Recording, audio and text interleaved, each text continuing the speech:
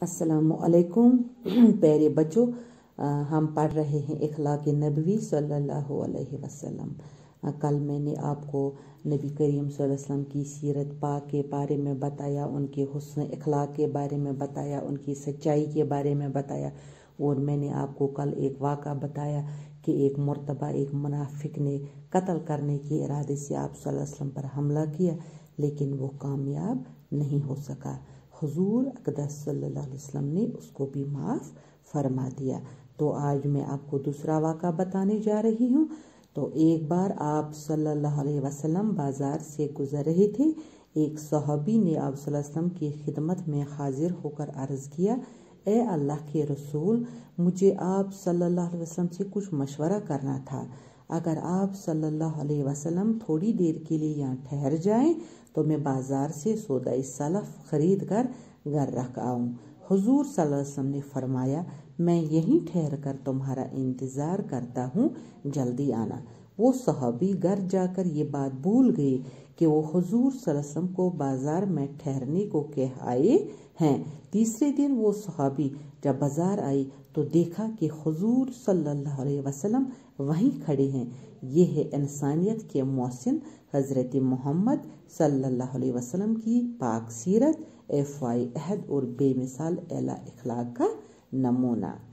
तो इसका तीसरा जो किस्सा है वो है, एक यहूदी की बीवी ने आप सल्लल्लाहु अलैहि वसल्लम को अपने यहाँ दावत पे बुलाया और जहर मिलाकर गोश्त खिला दिया। इस औरत ने अपने जुर्म का इकरार भी कर लिया, मगर आप सल्लल्लाहु अलैहि वसल्लम ने उसे भी माफ़ फरमा दिया। तो तीसरा वाक़ा है, एक मरतबा एक बदवी कर्ज ख्वाह अपने कर्ज का तकाजा करने को आया। उसने बड़ी सख्ती से और गुस्से से तकाजा किया। आप सल्लल्लाहु अलैहि वसल्लम के सहाबी ने इस बदवी से कहा कि क्या तुम देखते नहीं कि तुम किस शख्सियत से बात कर रहे हो? वो कहने लगा, मैं तो अपना कर्ज तलब कर रहा हूँ।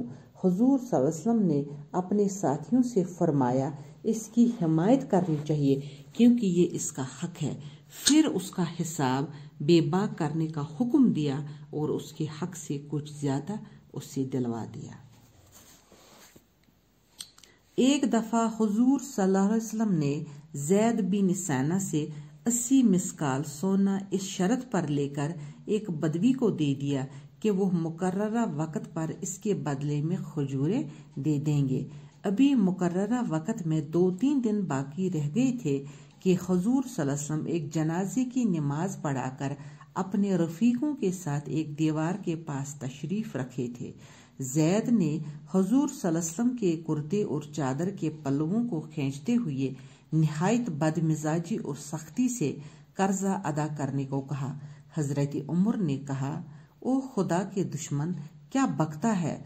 खुदा की कसम, मुझे हुजूर से अंदेशा न होता तो तेरी गर्दन उड़ा देता।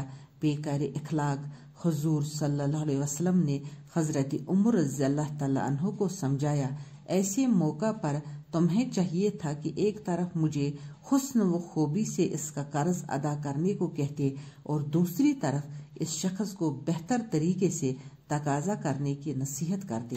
फिर फरमाया, जाओ जाकर हिसाब कर दो और डांटने के बदले में 20 सा खजूरें ज्यादा दे दो। बाकी वसलम।